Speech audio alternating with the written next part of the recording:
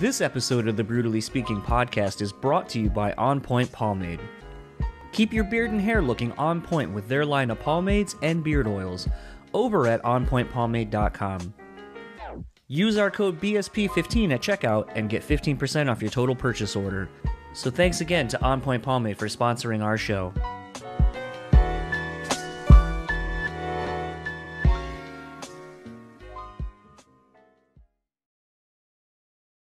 This episode is also sponsored by the Bean Bastard Coffee. Head over to thebeanbastard.com and pick up any one of their delicious hand-roasted coffees. Coffee lovers will also enjoy their hand-cut and handmade espresso candles and soaps as well. If you're in the Buffalo, New York area, head to their store located at 448 Elmwood Avenue. And thanks again to the Bean Bastard for supporting this show. The Speaking Podcast is proudly sponsored by Rockabilia.com. With over 500,000 officially licensed items in their online store, you're guaranteed to find something you need. Use our code BRUTALLY and get 10% off your total purchase order. Now on to the show.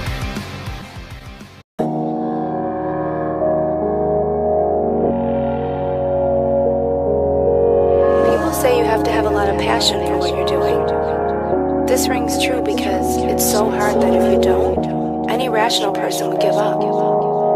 It's really hard, and you have to do it over a sustained period of time. So if you don't love it, and if you're not having fun doing it, you're gonna give up.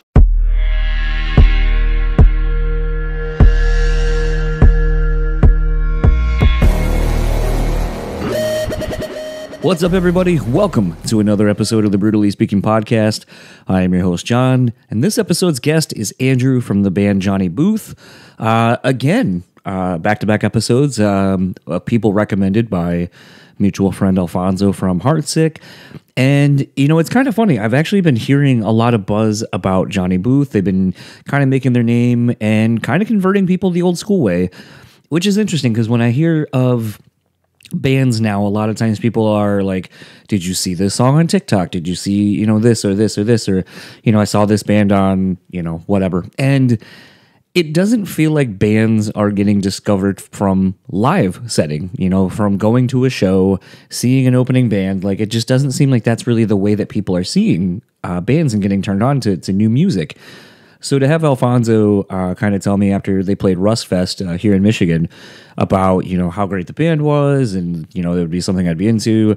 And like I said, it was, I think, interestingly enough, too, of having, you know, some friends that live out in the Long Island area, in the New York area. Maybe that's why I've kind of been aware, at least in name, of Johnny Booth, but not really heard their music until Alfonso kind of was like, hey, you should check out this band.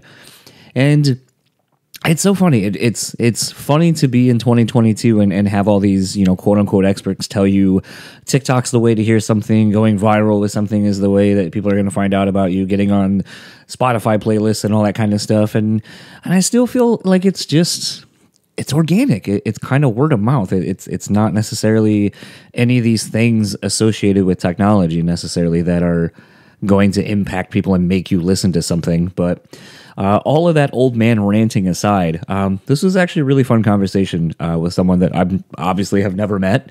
And, you know, it's fun to kind of get to know someone over the course of doing a chat. And Andrew was really interesting. I mean, I found out he, you know, does graphic design, and it was kind of fun to sort of pick his brain about, you know, the creative process and kind of, you know, being a little bit older. You know, the band's story sort of reminded me a little bit of the guys in The Undertaking, where, you know, it's older guys and they're still trying to navigate how to do things and find success and still, you know, be inspired to create, but not, you know, do it at the cost of, well, we have to do something because, well, it's a Tuesday and we need to post something at 10 p.m. or, you know, things like that, and algorithms and so forth. And that, you know, there's still bands, I guess, that care about the thing that they're doing. I guess at the end of the day is really what it boils down to, because it just, sometimes when you listen to people talk, it's not even about the music anymore. It's really about these metrics that everyone has to hit. You know, oh, I got to create this content so I can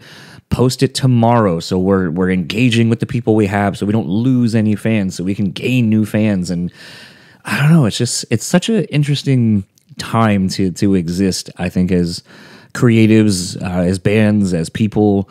I know me, myself, and I have kind of become more reclused in social media posting and so forth. And it's fun and kind of interesting just to talk about how those that have grown up with it are either adapting to the newer ways of things or kind of finding a hybrid that works for them between something new, something old, and just making a go of it, which is, I think, all anyone really can do. All of that aside, let's get into my conversation with Andrew, and I'll talk to you on the other side of it.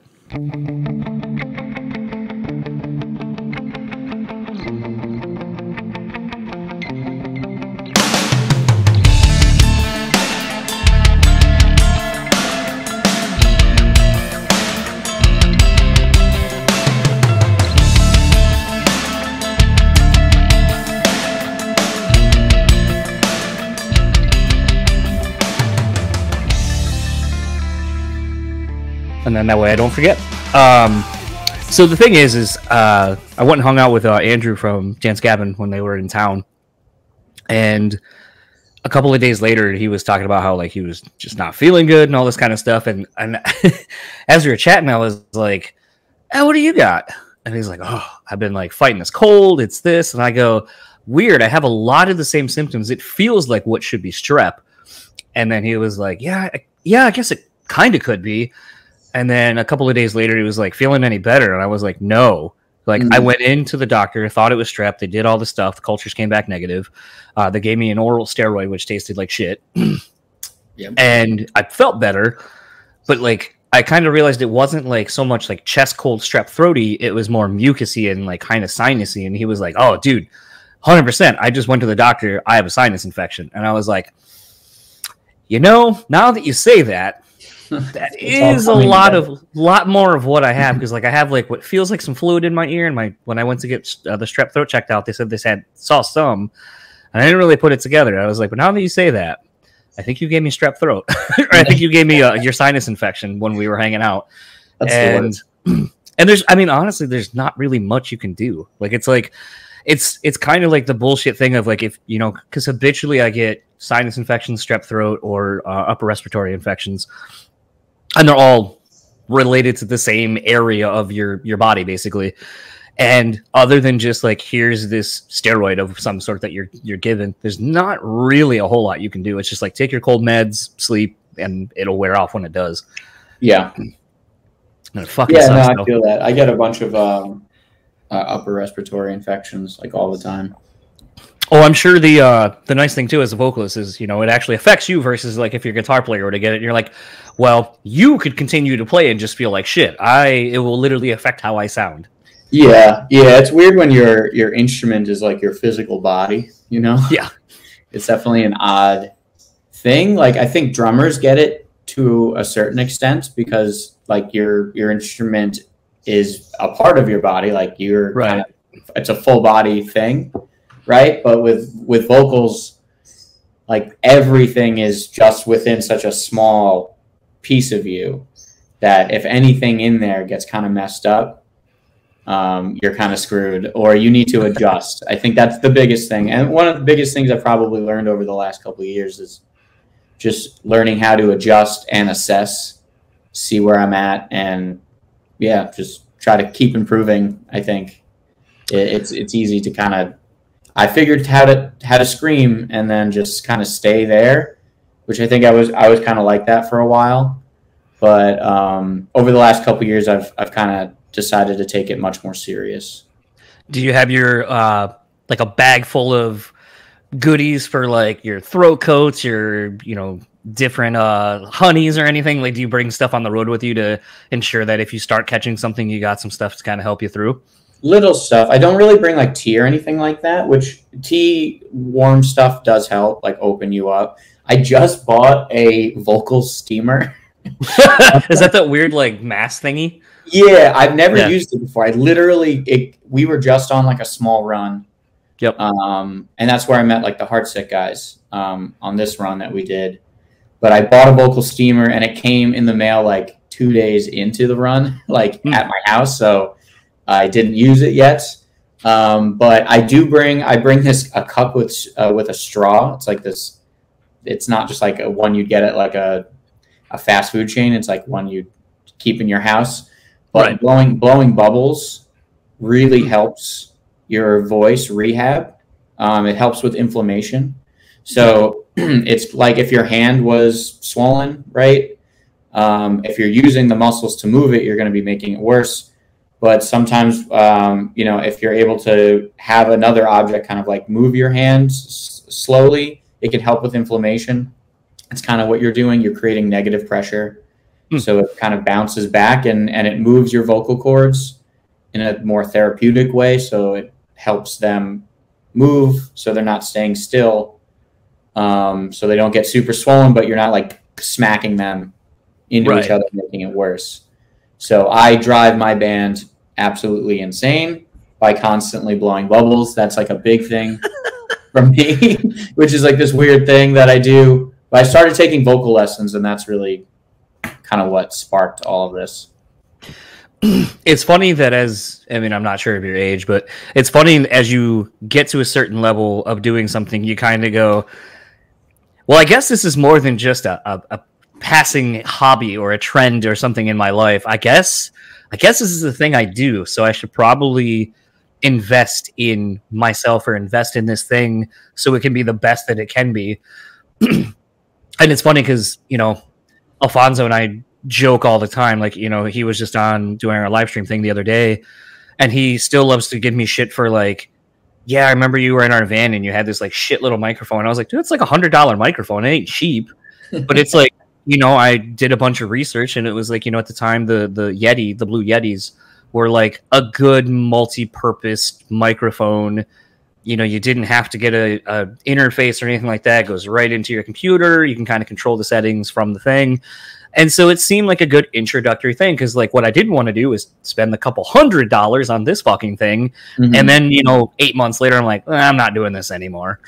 Yeah, I think that's natural with anything that's like a creative process or something that you're generating content. I mean, it's weird to think about it, but like that's what you're doing. That's what a band does, you know, for a lack of better terms. So like the more that you get into it, the more you kind of like, oh, maybe I can step it up.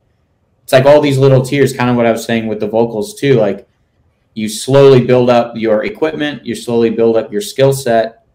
And then like over time, you're like, oh, I didn't realize I've actually improved that much. Like you look back, you're like, oh, all these little baby steps actually did kind of pay off. And I think getting the right equipment is like a part of that. We just started using like newer stuff too. It took us a long time to upgrade our gear. So we're like, this is fine enough. And then when the album came out in 2019, we started to step it up more. And our next album, I really want there to be a clear, like, oh, this is the new Johnny Booth. Like the live performance, everything is like a step above. Well, I think that's kind of the interesting thing about being in a band, or I'll say at least being in a band, but I think anything else is you have to have the foresight to start realizing that you have to start looking forward. And I think that's the problem a lot of bands get into, and something I kind of noticed, with working with the guys in Heartsick behind the scenes. I made the comment on the show a couple of times about how, I went to Ice Nine Kills and Motionless in White, and I was watching them. I have a friend in one of the bands, and I've seen both quite a bit. And it's one of those where it's like, it's not necessarily my thing. Like I'm not like an uber fan of either, but I can appreciate what they do. Yeah. But I was trying to figure out, because I've seen both bands at differing points of their career, and to see them now where they are, where, collectively they can play, these, I'll say 1,800 cap rooms, maybe a little bit bigger, depending on the area. And it was, what is separating this band from, we'll say, Heartsick or you guys or anybody for that matter? What is separating them? And it was just kind of that at some point it goes from being, we're a band that plays a collection of songs over the 30, 20 minutes, however long your set is, to as soon as the lights go out and we have intro music, we have a thing. It's a show. It's a show from start to finish. Yes. And it's something that the fans then know, like, oh, this is what this is. You start making... You start bringing things with you. You start incorporating samples. You start doing, maybe you are able to afford a small production, but it's something that you're all constantly working on, thinking about, and then thinking about when you're able to hit this point of like getting more money, guarantees, so on and so forth, that then you're reinvesting back into the band to buy better gear, to sound as best as you can, because if you're going to make this your livelihood, that's what you need to do. And I feel like that's honestly what separates the different levels of like, you're just going to be a band that does this and probably plays your local bar, to a band that can be a regional touring band at a certain point, and then how you approach what you're doing from there can take you to that next step of maybe getting signed and being, you know, the first of 4 on a package tour or whatever. Yeah, I think there's like this tiered step to like your live performances. I think I don't think it's like one size fit all. Everyone kind of has their own journey and their own things they're trying to do, but especially in like metalcore, you kind of see it goes from like playing a collection of songs with longer gaps in between, and like banter, where some people like the singer from the Bronx, great banter. Like they'll have breaks sometimes in their songs and he'll talk and it's great and he can pull it off, where he's able to incorporate that aspect and kind of continue doing it. But most bands slowly, you know, die down that space in between, either with samples or just packing songs back to back. And then eventually you get to a point where it's more like an actual, like you said, like a show. You know, like I really want the end goal, at least for us, is for it to be an event, because we've never been like a band that goes out for like months at a time. We all have careers and stuff, but it's a weird thing being, I think some people in the industry may label us as like more of a hobby band. But like we meet up every week. We're constantly, you know, designing any visual thing that you see. It's us in the band creating that. The marketing strategy, the release strategy, that's all us. Like we're constantly working on this thing. It's not a hobby to us, but I'm trying to figure out how to do it in a way where I can live both, which I think is kind of the newer approach. But it's still like a slightly uncarved path for a lot of bands. But I love it. I think the thing is, though, even in that, and it's funny, I was talking to the guys in The Undertaking about this a while ago, because, you know, they seemingly kind of came out of nowhere, and I was like, there's not really a whole lot out about you. And they were like, no, this is a newer band. We're older. We've done a lot of other bands, but we've only been in this band for like 2 or 3 years at this point, and we're signed to Solid State and all this kind of stuff. And I was like, well, I mean, it seems like most of you have careers, you have kids, you have family.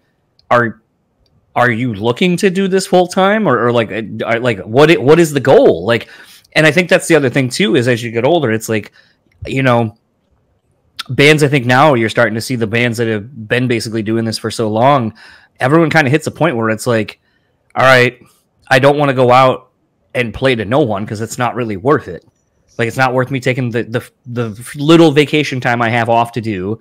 It's not worth sacrificing, you know, all these relationships and time and so forth. But it's interesting to see how has been a shift recently where people are just like, I don't know that we need to play out as much anymore. I mean, yes, it makes sense when it does, but it also, we can shoot something, you know, create content, put it on the internet, and that will probably be just as fulfilling, honestly, as anything else we would do. And it'll probably generate more listeners, you know, because when you have the same tools that marketing companies and labels have, like the more technology has become more accessible, the more the playing field has become more level. Yeah. Not 100%, but it's pretty close, where I could film a video and run an effective ad campaign and, you know, reach out to podcasts and things and do a lot of that stuff on my own. And that will gain more listeners than just constantly going out without thinking about when you're going out, why you're going out, what are you supporting. Like, those things matter. You have to play shows. I think that's very important to building like one-to-one connections with supporters, you know, people who actually listen to your music. I just think you can be more strategic. I think back in the day, it was this: get in the van, get out there, and just play as much as you can.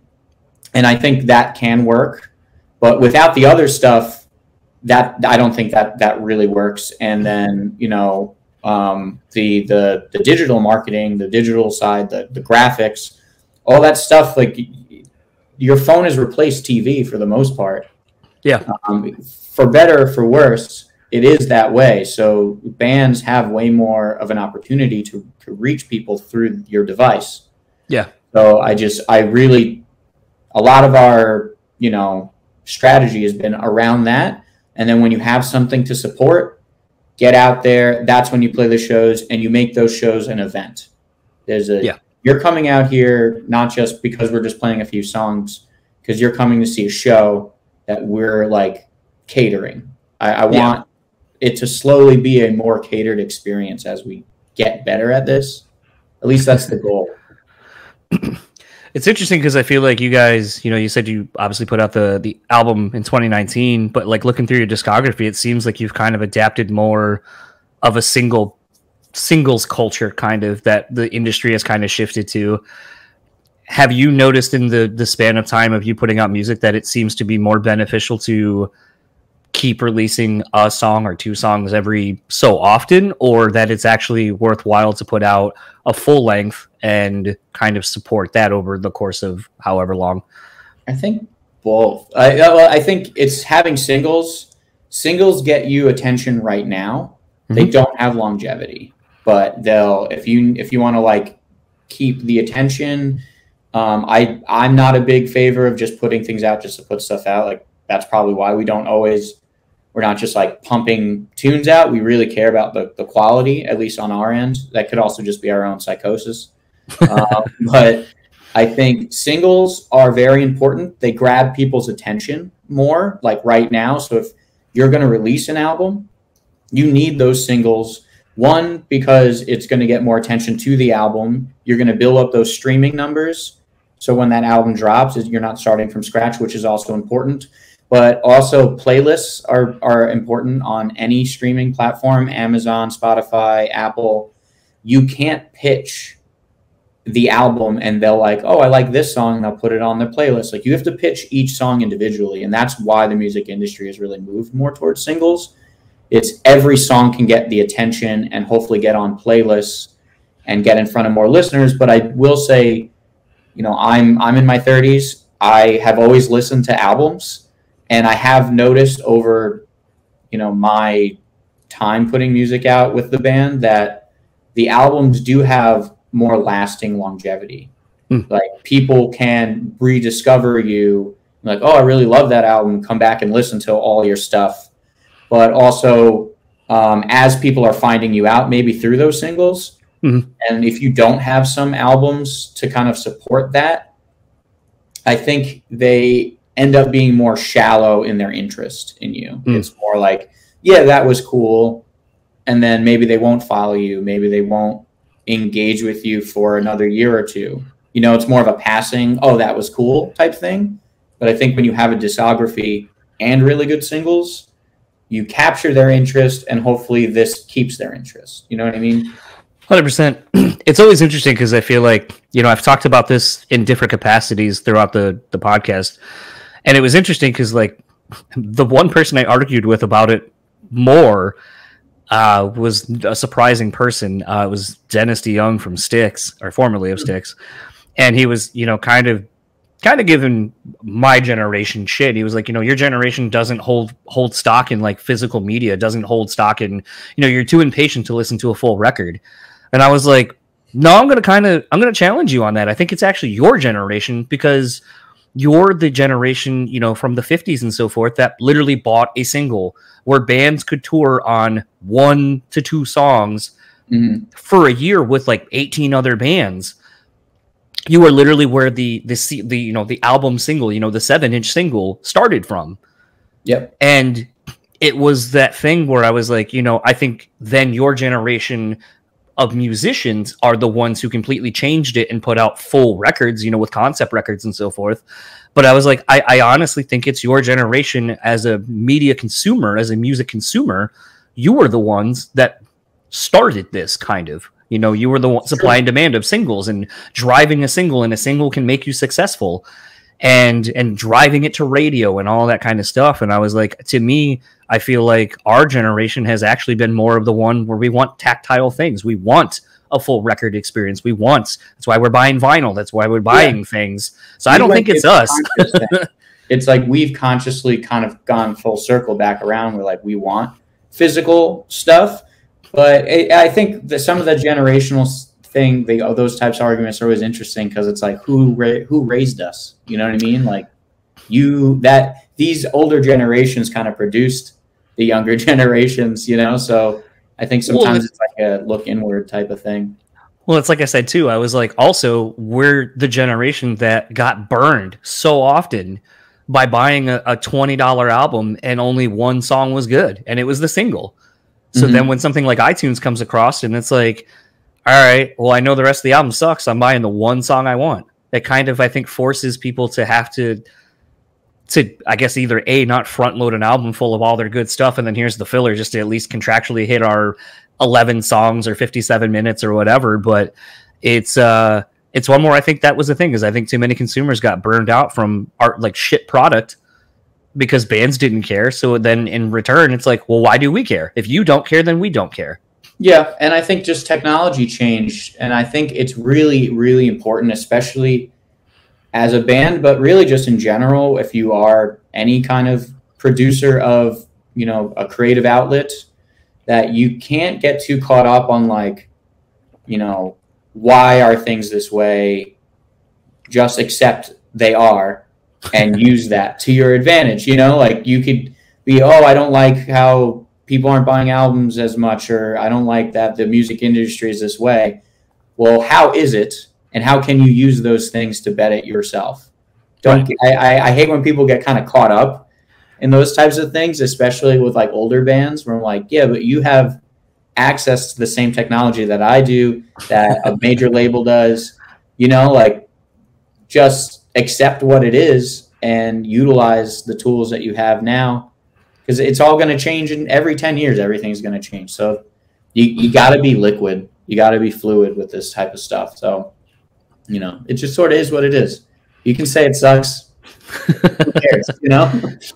It's funny. I was reading this book on how the Wu-Tang Clan ended up making that secret record that they ended up selling to Martin Shkreli, or however you say his last name.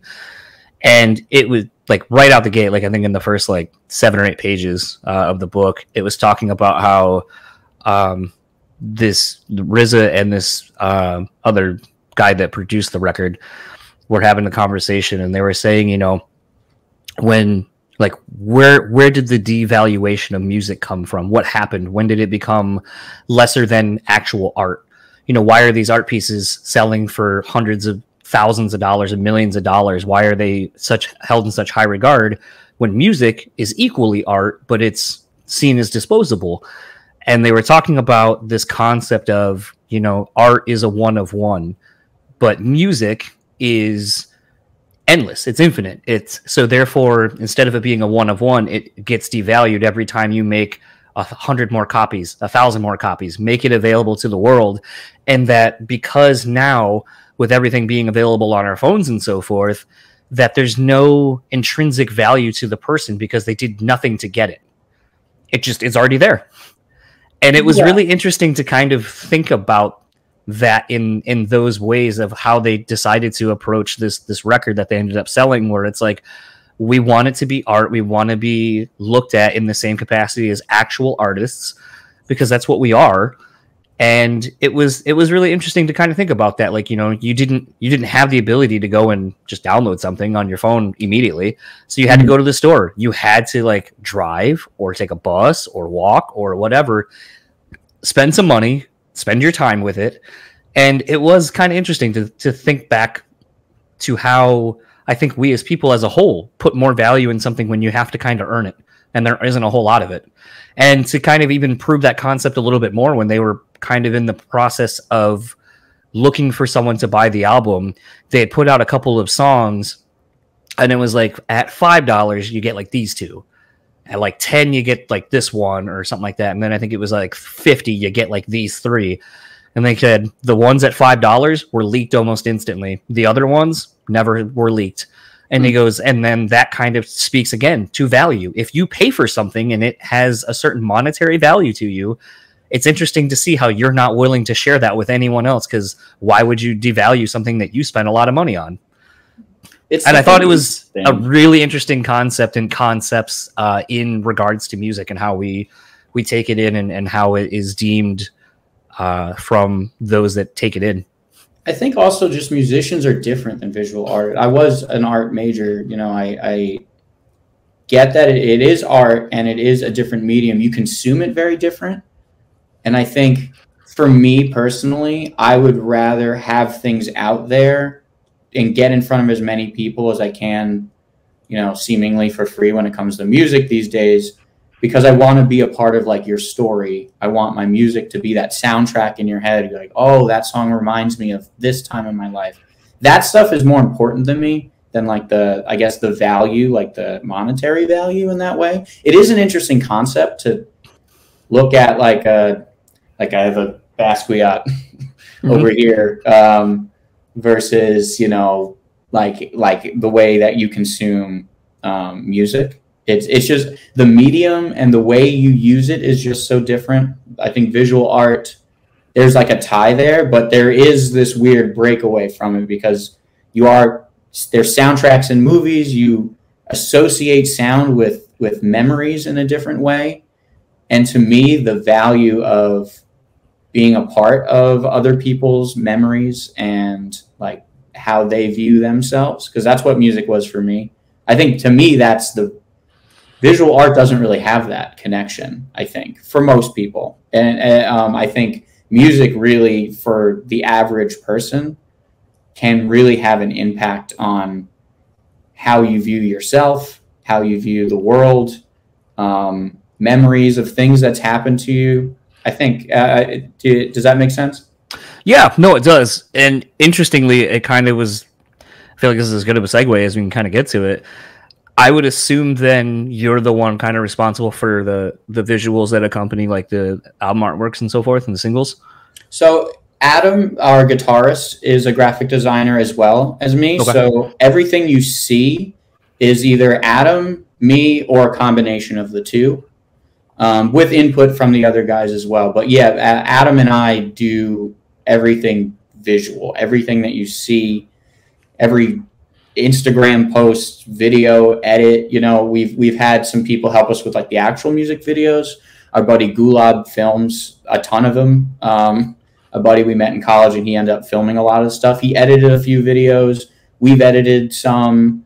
But yeah, for the most part, like it's kind of like a team Johnny Booth, all internal thing, which I think is part of the fun for us. Is we're kind of building this thing on our own based on what we want. And it's, for me, about sustainable long-term growth. And I think because we can do all that internal, it allows us to have control, but also same with the shows, the way we do the shows, the way we put the music out, the way we are able to control the visuals of everything.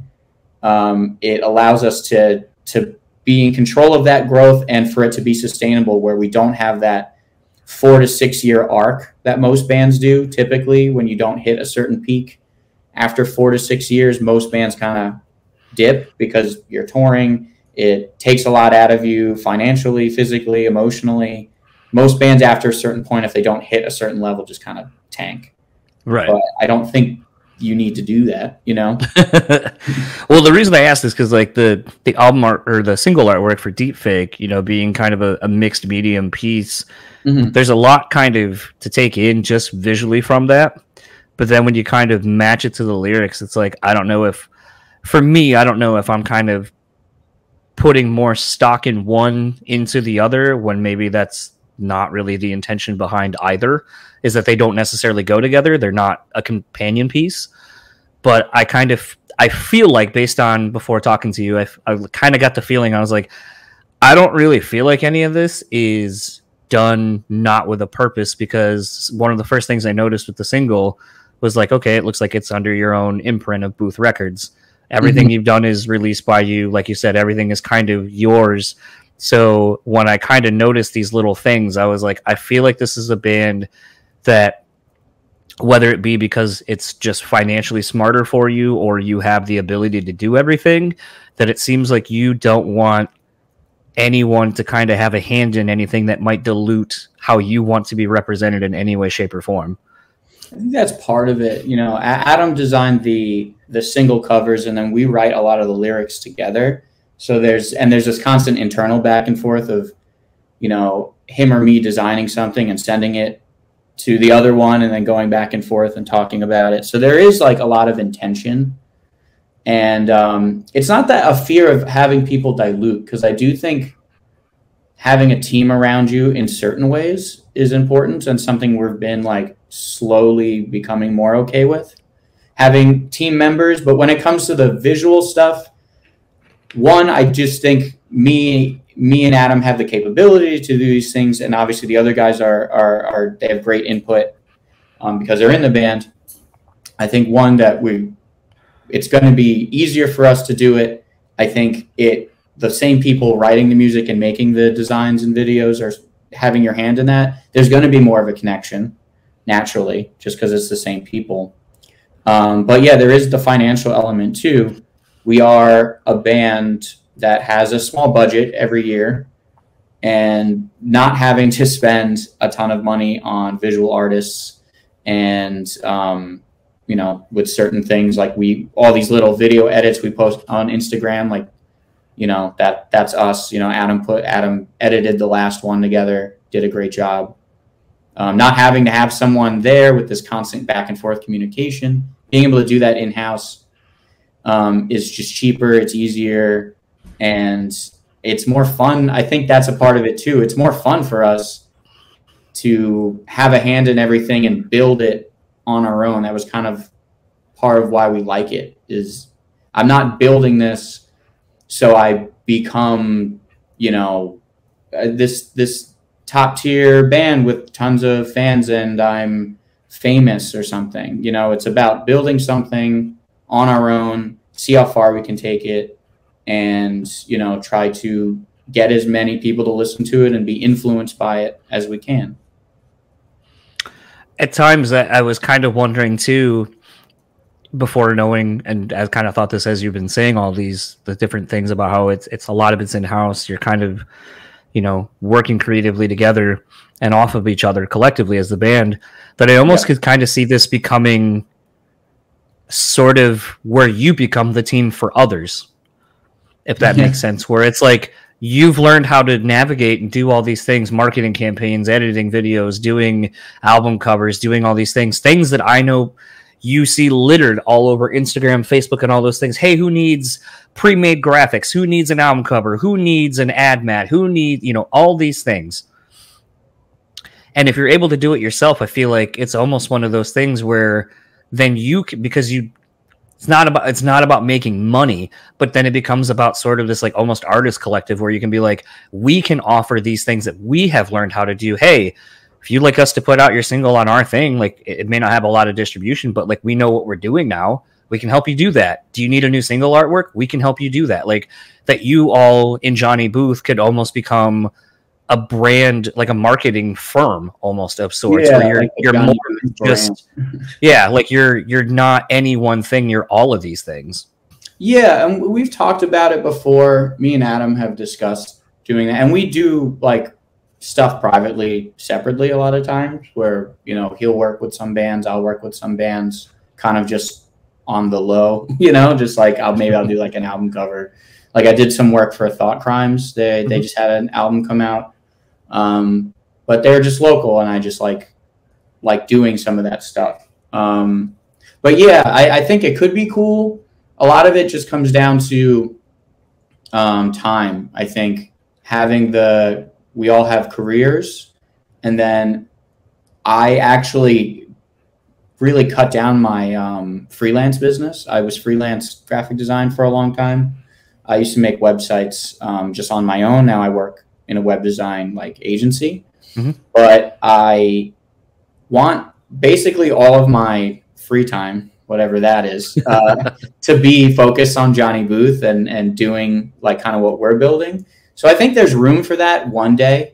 But right now, with the new album coming out soon, like we have a ton of work to do. Like I said, we do everything in house. You know, me, Adam, and Gulab have been getting on phone calls, getting ready for some of the new video shoots.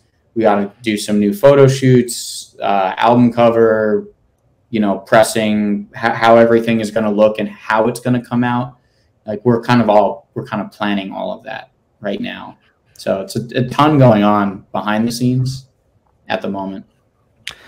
I feel like that would either make you love the band or really get burned out really fucking fast because it's just all you're doing, really, because of how much more immersed you're in with everything else.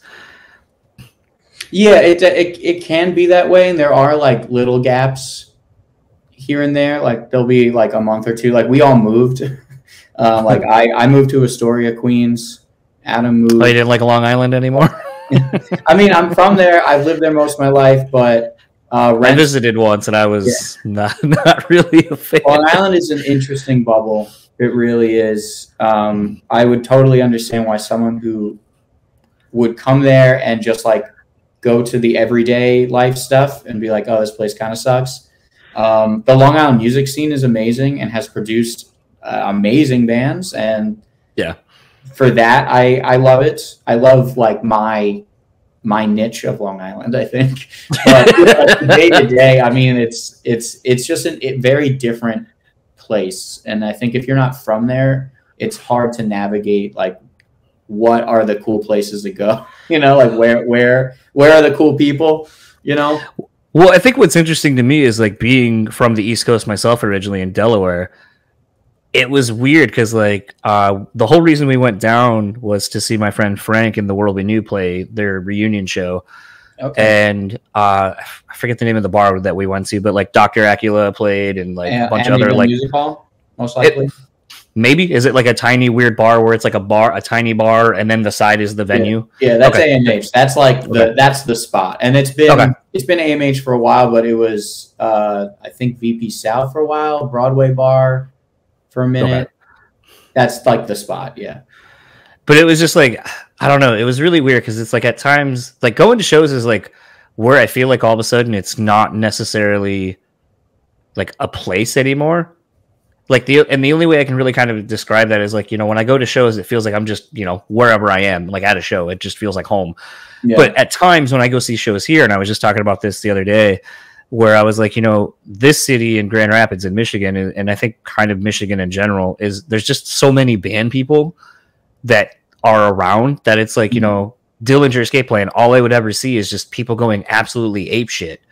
And when they played here, it was just a bunch of people that were like, head bobbers. No, not even head bobbers. Like people, musicians watching them all play to watch what they're playing and not interacting. And it's like, I get it.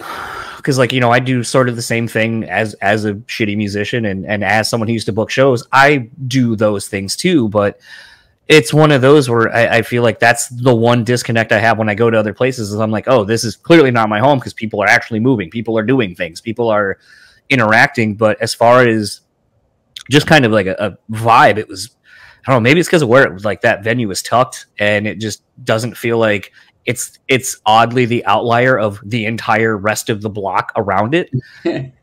And people were staring at my wife and I, like mainly me.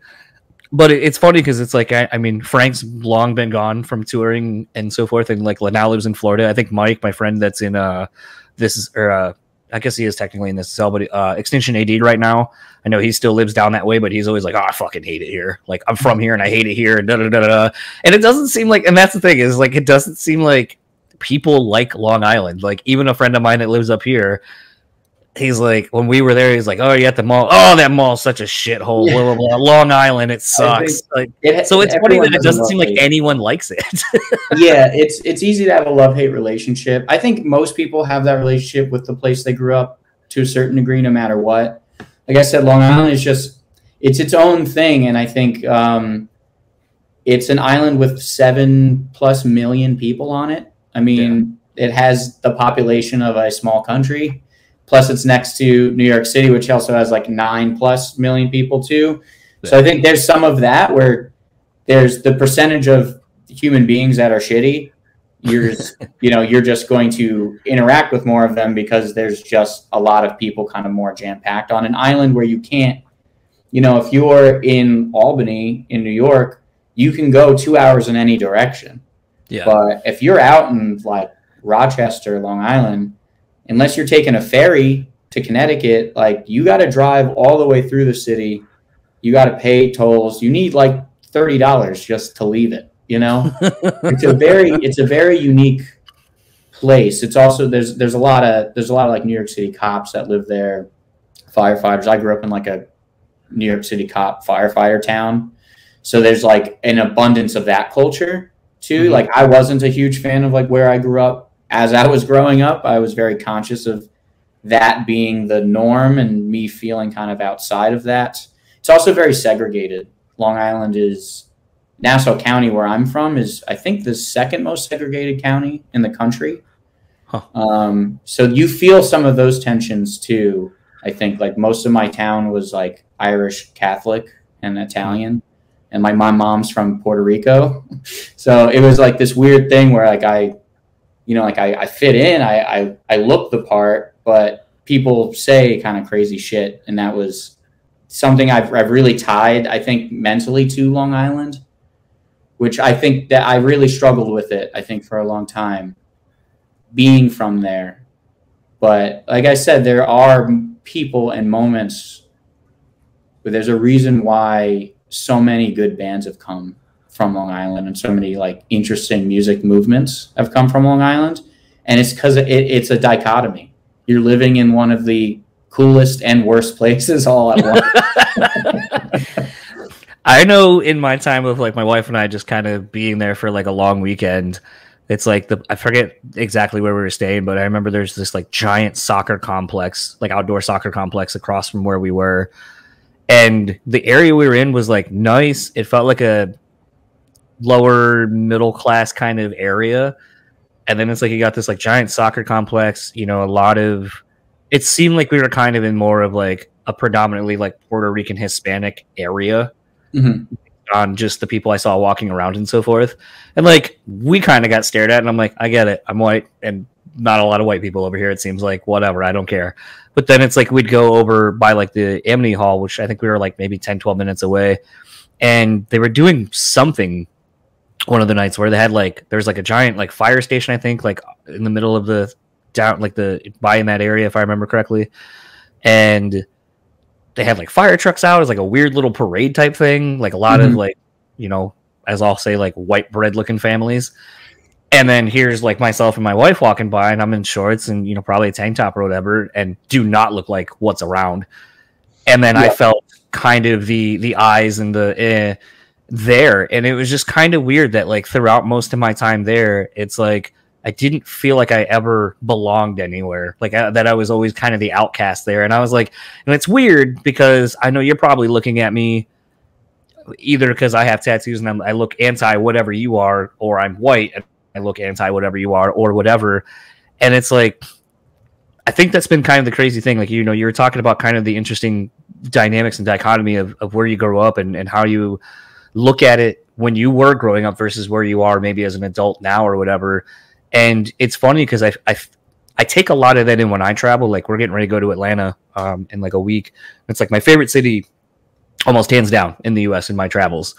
And a lot of people are always like, "What is it about Atlanta that you love?" And I go, I can tell you, but you're not going to understand it until you literally go and experience it firsthand. But it's honestly just how progressive it feels. Like it doesn't matter what you look like. It doesn't matter.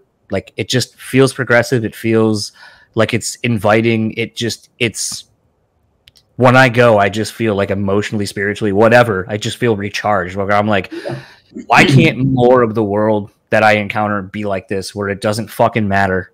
You just kind of get to be and do and enjoy cool shit.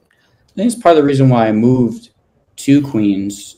Queens being one of the most diverse, boroughs. But as I've gotten older, I came up against a lot of people who would say racist stuff openly, and I knew that I didn't identify with them, and I really felt like an outcast in my own town because I felt like a lot of people were that way, and I really, really struggled with it. And when I'm in an area where there's just kind of everyone, there's anonymity that comes with that too. When you're in a place where it's just lots of different people and just lots of people in general, where you can kind of just like sit into the background of just kind of everyone, that I found more comforting. Also, Long Island culture can be very like, you know, what are you building on your grass, or like what's going on in your backyard? Yeah, it's very like nosy.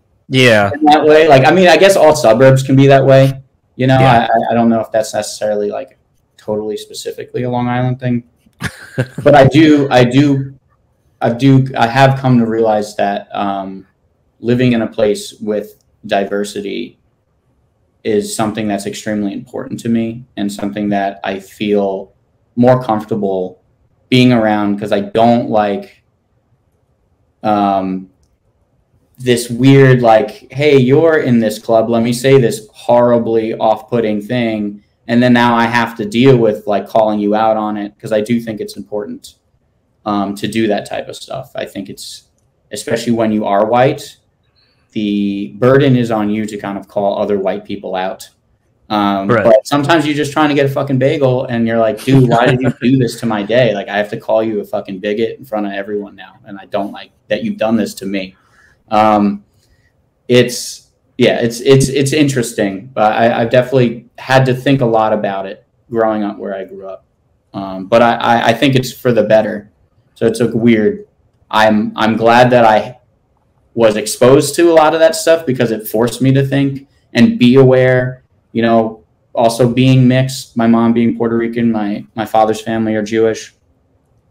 And knowing right away as a kid, like my family is lots of different shades. So like growing up, it was just interesting hearing things like that and being like, oh, all right, well, you're talking about my family, and how do I address this? What do I do? And the anxiety that I felt a lot in school, not knowing how to deal with some of these things as they come up, really shaped how I view the world, and really shaped who I am today, for better or for worse. But I'm very conscious of those types of things because of that. So interestingly, we've kind of now found ourselves where Alfonso and I were talking the other day, and I mean, I don't know if you saw any of it at all. I'm not saying that to be like presumptuous, like, oh, I assume you saw it, but like, I know we put it on their page, so the chances of more people seeing it than if I would have just put it on like my stuff is there. But the whole conversation kind of was spurned from sort of our dealings with like the Furnace Fest competition, and to kind of wrap it up, because by the time this episode will happen, that episode will have already aired, so I don't need to beat a dead horse. But for the sake of catching you up, so the band was winning. They made the top 15. Then you had 2 days to be voted on in this private Furnace Fest Facebook page thing. Mm-hmm. And long and short of it, like for the first day and a half, Heartsick was winning by a pretty decent margin.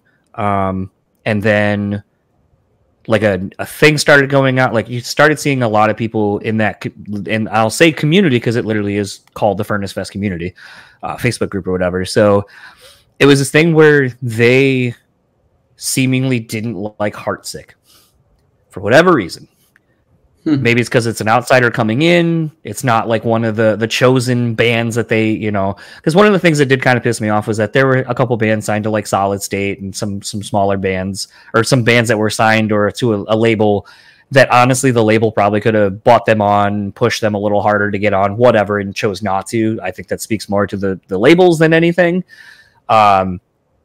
So I thought that was a little bit unfair, but I mean, also speaks to how great Heartsick is, how well they've been able to rally their fans that are so supportive of them, that they're able to beat some of these like bigger bands that literally go on tour with some of your favorite bands. And to see people get upset because it wasn't hardcore enough, wasn't this, wasn't that, seeing other bands fans change their vote to vote for the next band that was closest to being able to take them out. because it meant that they wouldn't win. To have people come to the Heartsick page and comment like, all of your fans, if you're not coming, don't vote. It's unfair to the other bands who have fans who will come. To see people deleting, like stuff about Heartsick and so forth. And so really what it kind of reminded me of is something I know Alfonso has gone through pretty much his whole life, as, being someone that's a mixed race person. But something I know he's literally gone through in the music scene too, where it's like, oh, you're not white, so you don't belong in hardcore. You're mixed, so blah blah blah. Or you guys don't look like every other hardcore band. Or it's just kind of this low key racism that just exists, in this gatekeepy bullshit that exists in the scene that predominantly is meant to be about banding together those that don't belong anywhere else. And it's kind of weird how and that was our talking point, was kind of, isn't it weird that this thing that was kind of built on, bands like the Bad Brains speaking out about racism and counterculture and all that, bands like Madball, bands from the East Coast that, were bringing out their influences from being from different parts of the world into this music and speaking out when they didn't have a voice. Isn't it weird that everyone's trying to tell you what you are and what you aren't? And it's like, at the end of the day, how does that fucking matter? And it's sad that, it's 2022 and we're still, I'll say Alfonso, I'm not really dealing with it, but that Alfonso and people like Alfonso are constantly having to prove themselves just for wanting to be. Yeah, I think that's, I didn't pay attention on that level. So I didn't see any of these types of things, but racism in any way whatsoever is unacceptable. And I think for a scene that's basically for the outcasts and the outliers, I see even less reason why anyone who would be into this stuff would be that way. And I do think it's, absolutely unacceptable, that kind of behavior. I will say that when you put yourself out there on the internet, I think you're going to get the gamut. The more successful we are, Heartsick, the band that won, God's Eyes, I do know them, and they do deserve it. They are a band that's been grinding. They're from Long Island as well. So I don't want that to take anything away from them, because they are a band. But if anyone was kind of, because they put themselves out there and was acting in ill will, that's obviously fucked up. And it sucks that anyone would have to go through that, especially a band like Heartsick, who's worked so hard and they've been around for a while and they're doing their thing. I think the more you put yourself out there, the more hate you're going to get. And I think, unfortunately, with some people, it may come from a bigoted place. And I think that's, I don't know what you can do about it. I think the bigger they get, the more love and hate they're going to get. Same with Johnny Boots, same with any band. It's just, if there's this angle, especially on the internet, to say something that's extremely hurtful and biting and kind of wedge. I call them wedge people, Yeah. Wedge people suck. And they're out there. I don't really know what else to do other than call them out, make them uncomfortable. I think you should make bigots feel uncomfortable and not, make it hard for them to kind of show their face around.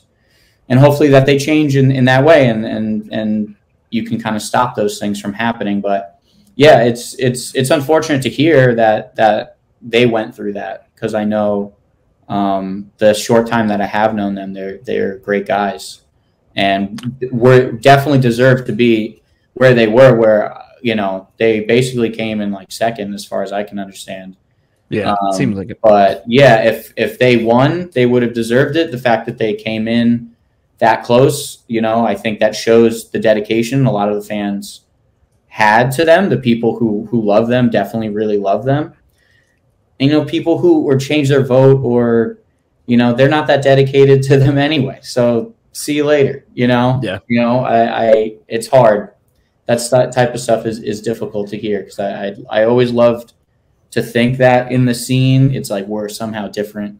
But there is a lot of gatekeeping in general, you know, whether it is, you know, ethnic, race-based, or other things, just like cliquey stuff. You know, I do think that there's a part of metal, hardcore, that shit just sucks in general, because I think we should want to spread hardcore and metal to as many people. We should try to convert as many people to be more like us, than vice versa, right? To try to like hold it away from people. I think that's always been a big pet peeve of mine about a lot of, especially hardcore could be that way. But yeah, I don't love that. And I will say, you know, New York City scene would love to have them then, you know, it's much more diverse out here.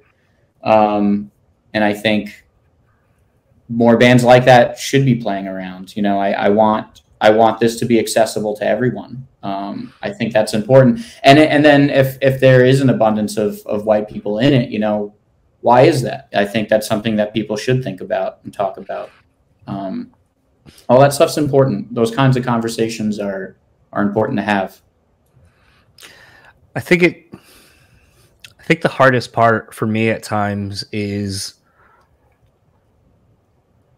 it is kind of like, it was kind of funny because leading up to Alfonso and I's conversation, you know, I was trying to think like I knew more examples, and because Alfonso is really outspoken about it, but it's like with that band, you know, having Waylon, who's, you know, 100% full-blooded, you know, Native American, and Alfonso, who's, you know, mixed and all that kind of stuff. And I'm sure Jared is something. I mean, I don't think any of us are 100% only like, you know, white or whatever. Like we're all from something, come from somewhere. A lot of people are mixed these days. Yeah.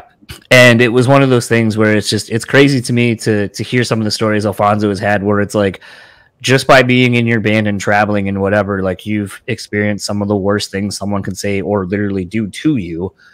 And all it is because you exist. And like, that's up to me. And it's one of those where like, I would like to think it doesn't happen that often, but then it's like, you know, I was thinking about, you know, being at an SLA Dying show with like my best friend who, you know, we grew up, had a lot of the same music tastes. And then we lived in Lansing, Michigan, and he found more of the, you know, literally the punk scene. And I found more of metalcore and hardcore and stuff like that, and kind of went down those roads, but we had bands that we still were into.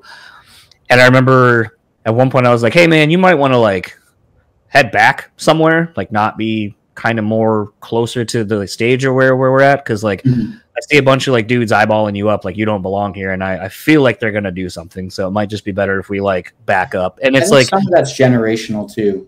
I think some of it is. I found shows here were like that too, where it was very cliquey. You know, there were a lot of like, you know, groups that didn't want other people there. But I find at least like this generation and the younger generation, at least from my experience, feels way less that way. So yeah. I do have hope that it's moving in the right direction. And I think that I think you're going to see less of that. I would hope. But yeah, I've been eyed up at a show where people didn't feel like I belonged, and I got my nose broken before. I had a tooth knocked out before. I think everyone in these scenes probably have at least one story like that, especially kind of targeted. Like, yeah, where you get targeted or felt like, hey, this is my scene, but is it? You know? Yeah.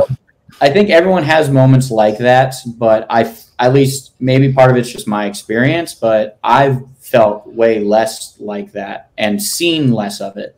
You know, even when I used to play shows in Brooklyn or Long Island, there was, even if I was on the outside of it, I would see it. And I didn't like it then. You know, when you see someone who maybe they're coming to a show for the first time, they don't know the politics. They don't know where to stand. You know, there's some of that. But yeah. I think I see less of the picking people out and targeting them, at least at our shows. Yeah. You know, I think to a certain degree that's going to happen, which is unfortunate. But it's weird, like hardcore, metalcore, you're kind of policing yourselves. And it's like this cultural thing where you see like trends come and go, like even dance moves. Yeah. Like when I was younger, like certain things you'd see like in the pit, you know, or like especially early days, like when I was a straight up, you know, early teenager going to like Warped Tour and everyone used to put those bandanas around their face because it was at, it was one of these islands. It was super dusty. It was like Randall's Island. It was just like kick up all this dust. And then you'd see kids do that like outside of that environment where like that just picked up and was a thing for like a minute. There's weird trends I find in this. Yeah, it's like its own little bubble. So like there's things that kind of come and go. Like remember when every band used to do like this crabcore stuff? Yeah, like that you think it's Sack for that. That I feel like that kind of came and went for the most part. Yeah, lots of weird stuff like that. Dance moves, the way we treat each other, the clickiness. I find that it all ebbs and flows. It's interesting to be a part of. Well, it's like the other day I was talking to Tanner from In Flames, but like he used to, does so much stuff and has been in bands for a long time. But it was funny because like we were talking about how like we don't really listen to metal much anymore because like just it's hard to keep up with everything that's out there now because like now there's an abundance of shit and you're just like we're old and it's like it's kind of hard to like what kind of because of some of the things we're talking about. It's like, man, like it's just so oversaturated. A lot of it's not great, and sometimes when you hear something, you're like, all this does is remind me of blank. And like I think my entry point for that thought was like, everyone right now is talking about Tala, and I'm like, oh, it's like this new metal core thing, and I was like, yeah, I mean, I get it, but then it's like, I said like when I listen to them, it's like, yeah, they're good for what they are, but it kind of reminds me of this band, or reminds me of this band, or reminds me of this band. I'm just gonna go listen to that because like I already have the familiarity with it. I know I like it, and sure. it's more authentic and original to what it was at the time. And I know that's getting old and sounds like you're like, get the fuck off my lawn. But in the conversation with Tanner, I'd kind of come to this epiphany where I was like, I'm wondering if it's because like I'm not an angry like teenager, young 20s, like mad at like my parents not co-signing for a fucking car or an apartment for me, or like dumb shit in your life where you kind of just needed an outlet to be angry all the time, I guess. And like I was like, I kind of came to this conclusion, because in the last couple of weeks, I'd been to like Rod Stewart, I'd been to go see my buddy Drum and Train and like Jewel and Blues Traveler opening. I went to like a hip hop show, and I was like, all of those shows, like every other show other than a metal show, it's kind of like you're there to have fun, you dance, you're just kind of like it's an escape from like whatever for like 4 hours, 5 hours. And I go, you go to a metal show, and the only thing, as I kind of think about it, that you're really getting is kind of this like cathartic release of like all this like pent up aggression. And I was like, and it has its place, but also it's like you can't live in that forever. You can't live in that all the time. Community. I think you get a community. I think there's more culture around, subgenres like the underground genres, metalcore, hardcore, punk rock. Like there's like that angry part of it. And I think throughout your life you change. So the meaning of things change for you. 100%. And you're not less of that person. You're just more of a person like that. Yeah. That didn't shrink. You just kept growing, and that's still a part of you. But it just means something different. And I think that's natural and a part of just kind of going through life. I don't think there's anything wrong with that. But I do think with metalcore, hardcore, punk, a lot of these types of genres that you do get a sense of like community or family for people who may feel like they don't have that. Or, for me, just feeling like an outsider, that made me feel like, oh, I'm a part of something that matters. And I think that's part of the reason why I even put out music. It's like Bad Brains, like you were bringing up, Bad Brains, Minor Threat, Black Flag. A lot of these bands became my soundtrack and like how I looked at myself and how I connected myself to something outside of just me. And that's why I put music out now, is hopefully to provide that for other people and be a part of something that's not just like me sitting in my room working. But yeah, I do think it changes as you get older, and I think that's natural. But there's more of a community based around this genre than I would say than like Bruce Springsteen or like those types of things. That stuff's just kind of like generic for anyone. But there's no like overt connection outside of that. music. I think maybe that's where I've gotten to, like, you know, because I'm not saying like I'm of the age where like, oh, hardcore had just started. It's like, you know, it'd been around for probably about 20 years at that point, in with some of the bands that we've already mentioned, or even a little bit longer. But I think at the time of like metalcore, as we kind of think about it, hardcore as we kind of think about it, with like the Hatebreeds, you know, the 18 Visions, the Asli Dyings, and like stuff like that, like the East and West Coast, Midwest, you know, like that kind of scene really came to prominence, you know, when I was in high school, just out of high school, living on my own. So yeah, it definitely is a timestamp of my life. But I also kind of feel like at times, and this is kind of what I've been thinking, that I feel like at times it is the community I love. Like, you know, I'm thinking about when I went and saw Kubla Khan and Knock Loose a couple months ago, and like seeing people I hadn't seen in a while due to COVID, really, but like just hadn't seen people in a while, and like seeing that amplified by like a million, like, oh, this person hasn't seen this person, oh shit, like literally I might be talking to you, and then someone you haven't seen in like a year and a half starts popping up, and then in the time of like me waiting to get back to our conversation, I have the same thing happen to me, and you're just seeing that all over a venue that's like got 2,000 people, and it's like, it's really cool to see it. And I was reminded, like, this is why I like this you know, this community, this scene that we've kind of built up. But also at times it kind of reminds me of how life clicks kind of are, where it's like, oh, well then, but you can't, that person doesn't talk to that person because now we're not cool anymore, and you're just like, man, we're like fucking 40, like who cares? I don't know if that stuff ever ends entirely, but I do think it matters. I think it matters less and less as you get older, hopefully. But it's like that even amongst family members, you know. No, that's what I'm saying, is I realize it is like a real family. I think I was talking to this guy Sean from Washed Up Media, who's in a band Lost Becomes, and we were hanging out at a Moontooth show not that long ago, like, you know, before I don't know, maybe a year ago or something like that, and we were saying, you know, you come to these because it's like going to the family barbecue.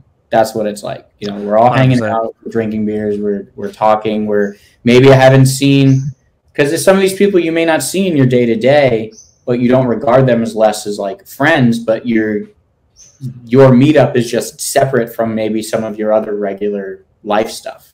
Yeah. You know, so there's some people that I feel like I really know, and I feel like they're close, but I see them during music stuff, you know? Yeah. So I think that's kind of the beauty of it.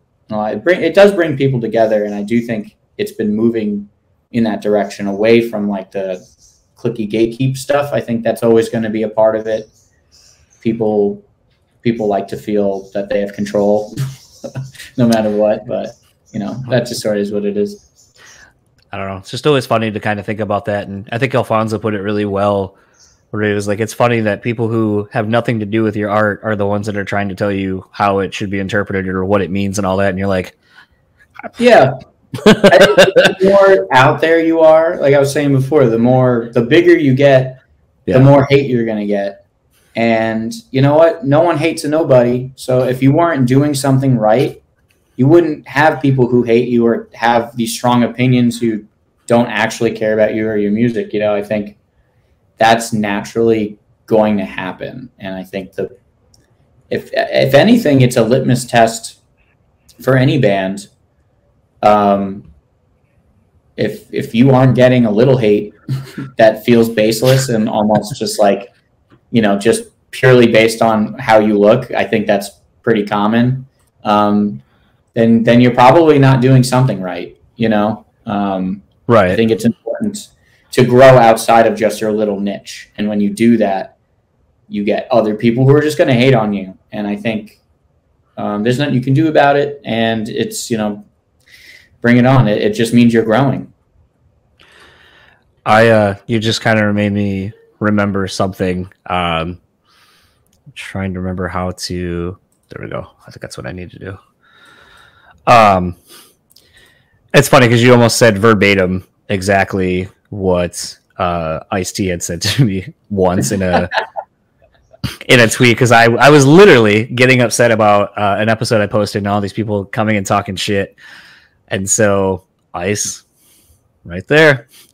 It's true. Haters hate up. No one talks shit about someone below them.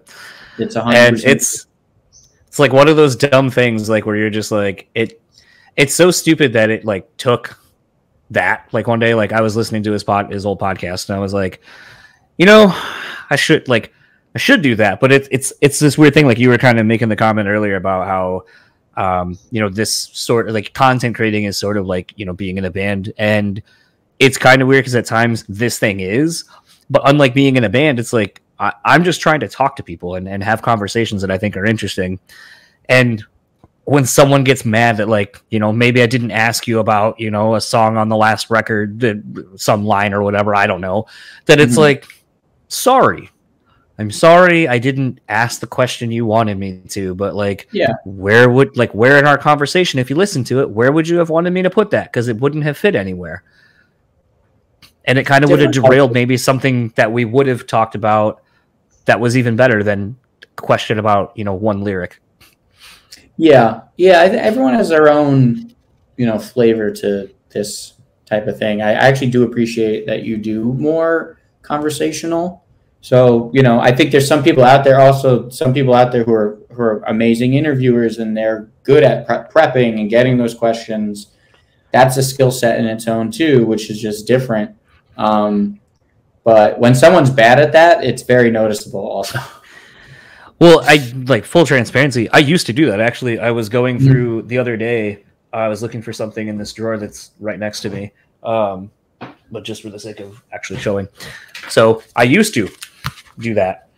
I would write down a whole list of questions. I would formulate an entire conversation with someone before I ever actually sat down and talked to them. And it was even when I went to therapy, and one of my big problems was not dealing with things in the present, not being present, just kind of overthinking about all these things that may never happen. And it was funny because I looked at that one day when I was prepping for a conversation, and then, you know, it went from being written down to then on my computer when it started going more this way instead of in person. But it was one of those things where I kind of realized, like, shit, I even do it in the interview. Like, yeah, it's nice to be prepped and it's nice to know where I want the thing to go. But also, like, I'm not I've had an entire conversation with someone that didn't even interact in the conversation. Questions I was asking, like, I might be like, that's a really good question. And then I'm piecing it together like a puzzle. Like, okay, well, that shouldn't be the first one. Okay, how do I get here? Oh, I'll ask this question that kind of then sets up this one like 7 questions later. And it's like, that's kind of fucking weird to do that. And then I kind of realized that it's like, I should just be in the moment. I should see what happens, because I would look at my question and be like, ooh, that's an interesting side tangent we're going on, but I didn't prepare for that. So let's steer it away. And it's like, you lose something that I think will be infinitely more interesting and worth more while than whatever the one thing I'm fascinated on to set up a question 10 minutes later. Like, it's not real life. That's not how it should be. And I do think that it's an interesting to bring up too, because I think, especially these days with the phones and, you know, just being able to have so much technology in your face all the time, it's very easy for everything to be, you know, everyone wants to be their own brand, and you have to be like this catered version of yourself all the time and share everything about yourself all the time. So I think it's kind of refreshing that it's more just conversational in the moment, because I do try to be that way in my life to a certain degree. You know, I think living in modern society, there's an aspect of that, you know, and I tried to make the band that, where that's my time to be catered and create an experience. But with me personally, I try to very much just be myself as best I can, and not constantly be on my phone, be in the moment. Even, I think it's such a stupid thing, but even when I go like hiking or go to like a really beautiful place, a lot of people use that as an opportunity to like capture content. Like actively, purposely, like I get to the peak, I put maybe I'll snap like a quick photo that I don't post. It's like just for me, and I just have another instance of that and chill. Yeah, you're reminding me, and it's just like, you know, I find find photography, like, I'm like a lot of things, just a very, like, I don't want to say like I'm good at it. I think I have an eye for something, but I also know that I don't have the want or desire to spend tens of thousands of dollars on a nice camera, tripods, lenses, all that kind of stuff. So everything I do is pretty much just from my phone. But it's funny because, again, kind of thinking about how we take in things differently, and how you can see something and how you and I can look at the exact same thing, but we'll look at it totally different. So, like, I'm going to pull up this photo. We were in Arizona for my wife's grandmother's funeral. And so she took me to this, like, I don't want to call it a mountain, but like this rock formation, I'll say. Mm-hmm. And we were climbing it, and I'm not super stoked on heights either, but that was a thing for later on. But as we're climbing up, where this photo was like, you walk, like, the thing you can kind of see where I framed it, this little city and all the cars, you walk up and kind of come behind it. And so I saw basically this natural frame of, like, and it was really interesting to me because it's kind of this juxtaposition of nature and then like a city, like something man-made. And it's kind of interesting in its duality. And so I was trying to take this photo, but I had to keep waiting for people who were standing in it because they wanted to, like, not the behind the scenes thing, just wanted to be in this like giant circle. And I waited like 35 minutes to take this photo. And like, when I finally got everyone out of my way, someone's like, "Oh, do you want me to take your photo?" And I go, no. I'm not the focal point. And then when I go, and I took a couple quick photos, and this is the one, I made the comment, I go, that's the focal point. That should be what you're paying attention to. That's the whole point of coming here, is this. And I was like, this is what you should be interested in, not taking a photo of yourself. Like, yeah, a lot of people document themselves in certain areas. I was in downtown Brooklyn. I was in Dumbo. It's like a neighborhood in Brooklyn. It's very expensive. And I didn't belong. It was one of those where we're like, it's very nice here. I feel at a place. But me and my partner were sitting on a bench eating and just kind of watching the people, and everyone, it's, because you're right by the Brooklyn Bridge there. And it was, no joke, maybe like 1,000 people just taking selfies and pictures of each other. And like, we were the only people just not on our phones, just watching. And I do think there's value in that. I think sometimes it's okay for some things to be for you. Not everything needs to be captured. And if you want to, for a memory for yourself, that's great. I am very conscious of like how much I post, what I post. I try not to be too much with that type of stuff, for sure. Maybe I'm too conscious where I don't post anything, but whatever. I'm trying to correct in some way, I guess. Well, I feel like I feel like it becomes this thing where, like, I was thinking about this, maybe it was yesterday or the day before. And this is kind of where I'm at in my life now, where I call them concepts. I think about these concepts that kind of come to me randomly. And one of them was kind of, I wonder if people, because it seems like a lot of people roughly my age-ish are kind of like, I'm tired of social media. And I'm trying to figure out, is it because we are the age range that has dealt with it the most in all of its different iterations, between your like blogs from like the Zangas and the whatever pre-MySpace even, to then MySpace, and then it was this, and then it's this, and then it's now it's TikTok, and now it's all these things. It was Vine, like, and we've seen so many forms of social media come and go that we realize that like it's kind of finite, and that wasting our time on it when it could just go tomorrow. Like, the one thing my wife and I have talked about recently was like, oh, I wish I had access to my MySpace for the photos and the music and the, all of those things. But like, and to think about that, where I was like, yeah, I wish I had access to it too, because I had writing. that I had on there that I wish I could go back and get. Mhm. And it's weird that we spend so much time putting so much of ourselves into this thing, and then when it's obsolete, Yeah.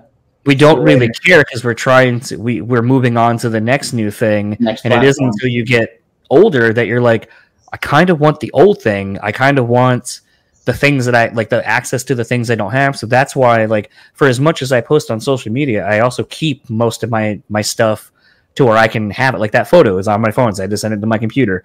So it's like one of those where it's like, I need some of those things. So that way, like when I think about these things, I can go back and look at that photo. I can be taken back there, and it's for me. And that's why I'm glad I'm not in that photo, because I know what I look like. I don't give a fuck. Like, take me back to that one spot where I was able to be patient, wait for people to be done, and just have this one moment for like 20 seconds where I literally had outlasted everybody to really take in something that no one else saw, and could kind of remind myself, like, I need to do more of that. I also need to travel more. I think need to go do these healthy. things. I think it's healthy to do those types of things, to have things for yourself. Like I said, with the band, that's my time. I'm lucky where I have that outlet, and like that can be my time to design things and be catered and intentional. But I think with my personal life, it's more sporadic, and like when I'm in the mood, and if I don't want to, I don't, and I don't feel an obligation to build like my brand. That's like the weirdest thing about today.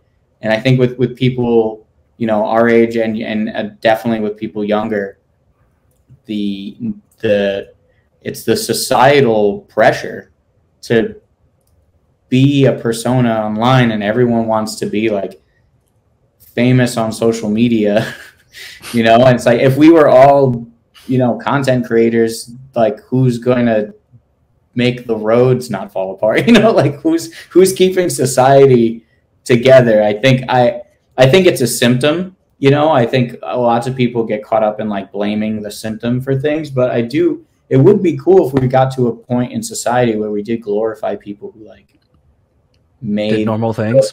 Yeah, just made the world function. Like there's a lot of people who do jobs that, you know, or live lives that allow the rest of us to be okay, you know. And we don't glorify any of those things, or even just people who are just like really, really smart at one subject. Like I feel like it's all about making the next viral video. So I don't know. It's like I said, I accept that this is the world, and I operate in a way where I think I could try to take those things and use it for what I'm doing. But I think it's also good to kind of point out and be like, all right, how do we adjust this? Like, this is a symptom of kind of a larger societal issue. How do we move it? Kind of one of the last, to feel like this is actually kind of winding down, one of the last like things I've kind of been thinking about, just trying to find my way to ask you. You know, we've talked about, I'll call it like the intentions behind things that you do for the band, for yourself, and all that kind of stuff.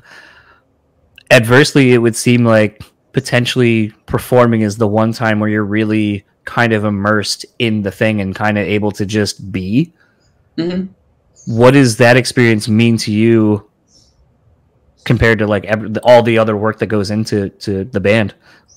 It's weird because no matter how much you like prepare for a show, and I think now we're more prepared than we ever have been, but even like no matter what, like once you're in the moment, I really love the idea of it just being kind of like sand art in a way. It's about the process. It's about doing it, and I don't care much about like it. Even when you preserve it on video, it's not the same as like being there and experiencing it, and especially as a vocalist, like yelling at people and, you know, doing that. There's nothing really like it, at least for that I can really compare it to. I just really like that it's single serving in some way, you know, like you can keep producing a different version of it. Like I could play 5 shows in 5 days and they'll all be very similar, but they won't be exact. There's going to be moments that happen that are different, things that I say that are different, things that that everyone in the band, you know, you're not rocking out the same. I love that. I think there's beauty in things just kind of being in the moment. I really love that aspect of being in a band. That's why I got into shows too, going to shows. They're very in the moment.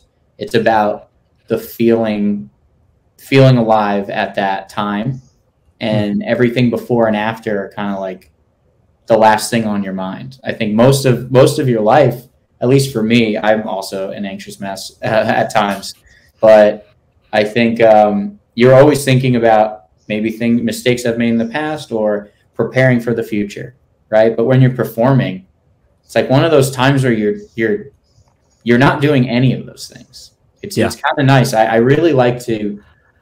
It's very in the moment. I like being able to just turn my brain off sometimes and just be very reactive. And that's the beauty of performing, especially in like a aggressive genre. It's very, you know, you just be like an animal for a little bit. It's nice. It's funny, you kind of touched on two things that I think are interesting thinking points. One was, I've been talking a lot about us consuming music as fans. You know, you as the artist always exist in this weird in between of never being in any one place, because the things you're going through now are what is informing what you will do artistically moving forward. By the time we as the consumers get to hear it, it's something you've already worked through, finished. It's a final product. Mm-hmm. And then by the time we're hearing it, you have to go backwards and kind of reconnect with whatever that is and then relive those moments. Yeah. But then you have to be present for them as well, even though it's a past tense thing. It changes for you as the artist. Like, yeah, because you're right. Like, as you're going through it, it's like this fluid thing. And then once it's like done and the music's done, it's recorded, it's mixed, it's mastered, and you have to get all the other stuff together. It's like a little time capsule of like who you were as a band, as individuals and together. It's a little time capsule. And that's why I love albums, because they're little nuggets of like who those people are at that time. But even like with tattoos that you have, you know, like they had a meaning, and then that meaning shifts as you get older. It's the same with the music. Like, yes, I'm going back, but really it shifted for me. That a song that I wrote, 2 years ago has a totally more expanded meaning to me by the time you're hearing it, and especially by the time that I'm performing it in front of you. Yeah. So I guess it's not really going back as much as it's transformed, and like you heard a version of it, and then when you come see us live, you're seeing and hearing a more expanded version of that, right? Because it's like changed for all of us at that point. Yeah. The other thing is, I saw the other day Craig from Straight from the Path posted, more people need to do shrooms, because I think you need to be a passenger in your own life at some point instead of driving it all the times. And I was like, I think that's one of the main things I like about psychedelics personally, is that it kind of forces you to have to just be.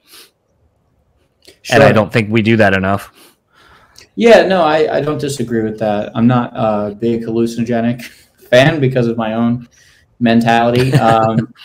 But also Straight from the Path, Long Island band. Great Long Island band. I think that was the band he's from. I believe that's what the band he's from. But yeah, I do think being in the moment, and kind of being more, aware. I think all that stuff's really important just for like anyone's mental health well-being. We're not meant to stare at screens. Like we're not like we're animals. Like we didn't evolve with like a screen in our hands, even though it feels that way now. Yeah. I do think it's important sometimes, you need to be able to operate it and know how to use this stuff to your own advantage. I think it's a tool. We live in a cool time. Yeah, it's a tool though. Sometimes it's not the best for you, and it's okay to like unplug every once in a while. I think that's how I'm able to operate the social media stuff for Johnny Booth, because I do separate myself from it, and I do kind of like, I do it, and then I go to work and I live my personal life. And I think that's how I'm able to do both I think there is a world where lots of bands, I think you're going to see it a lot more, bands are doing both and are able to sustain career, job, life, regular person life, and being in a band that's more than a hobby, that is, a passion project that they're putting music out for much longer time than like this weird up down arc. Like, oh, we're not on huge tours, so we have to break up. Well, you figured out a way to literally bring it back full circle from where we started. So it feels like a very good place to end the conversation for now. Yeah. Where is anything serendipitously? Where is anywhere you would like to plug online or socials or anything for the band or yourself? Yeah, you can find us on any social media platform: Instagram, TikTok, Twitter, Facebook, all that stuff.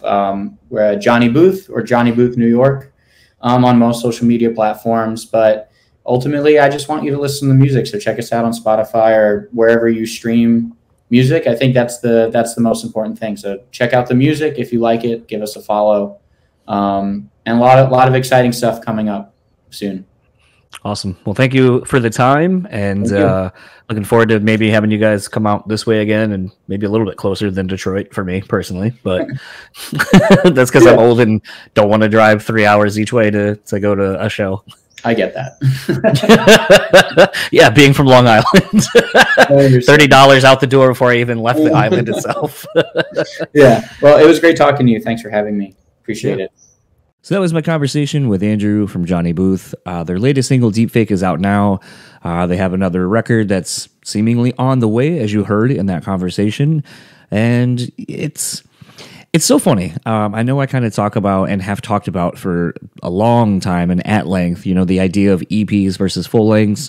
Where do we sit? What is more valuable, quote unquote? And it's I don't know. It's so interesting to kind of see how this is going. I mean, I feel like the younger crowd, the younger generation, is actually wanting something with more depth, more something to kind of sink their teeth into, instead of just here's a song, throw it away, here's the next one, gone tomorrow, like whatever. But I haven't figured out if the music industry is going to change, because I feel like, like I sort of was saying in the intro in this episode, it seems like nowadays people find music through TikTok, and it's not even like, my wife, for example, was listening to a song of a band that's playing Furnace Fest, interestingly enough, and I was like, I thought you said this band sucked. Why are you listening to it? She goes, because it's so fucking catchy, and I keep hearing it on TikTok, and I go, just because you hear something over and over and over again doesn't actually mean it's good. Like, I can recite jingles for like J.G. Wentworth. Is that a good song? No, it's just fucking repeated ad nauseum. So if you hear something enough, I think you obviously just get it. It becomes like an earworm where you're just associating that thing because you've just been listening to it and you've been hearing it so often, that I really have been wondering if some things are actually good, or if it's just because you keep hearing it so much that then it becomes quote unquote good. And the perception is, well, it's a hit. Is it though? So I don't know. Old man on my lawn here, telling you to watch it and get off of it. But it's just so interesting to see how the music industry and the music landscape is changing, and how it feels like we're on the precipice of something new and something big and changing, and being more artist friendly and all that kind of stuff. But then I feel like the powers that be in the music industry, from the business side of things, will never let that happen. Will do whatever they can to hold control of everything.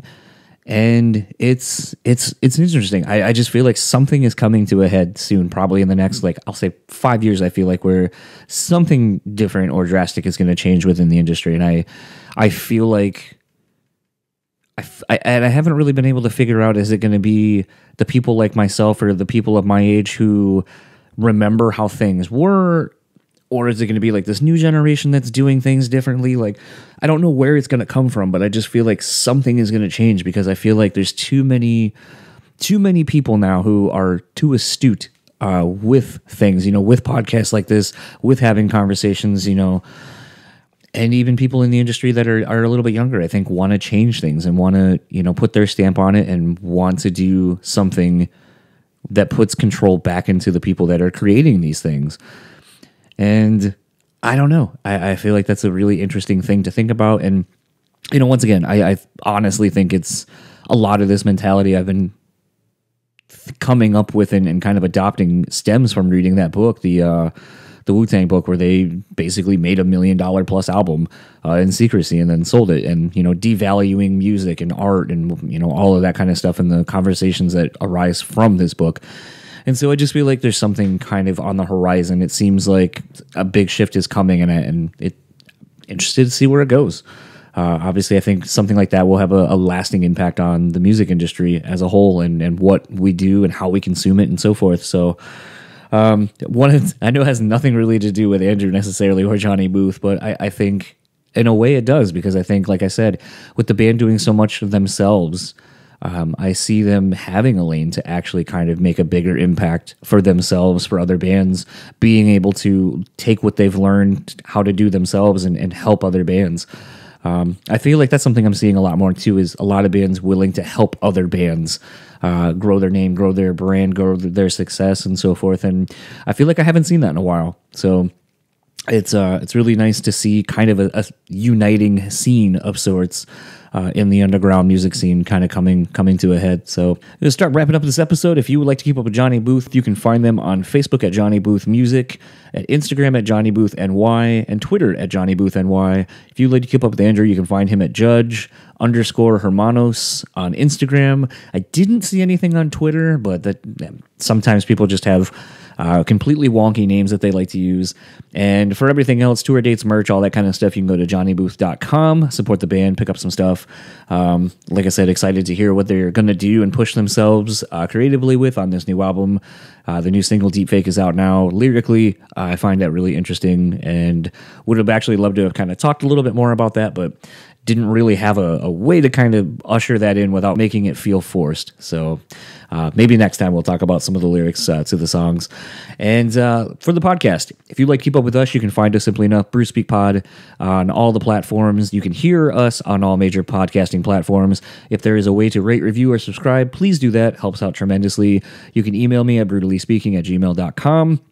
And we want to thank our sponsors as well for their continued support. Rockabilia.com. Use our code BRUTALLY at checkout. Take 10% off your total purchase order.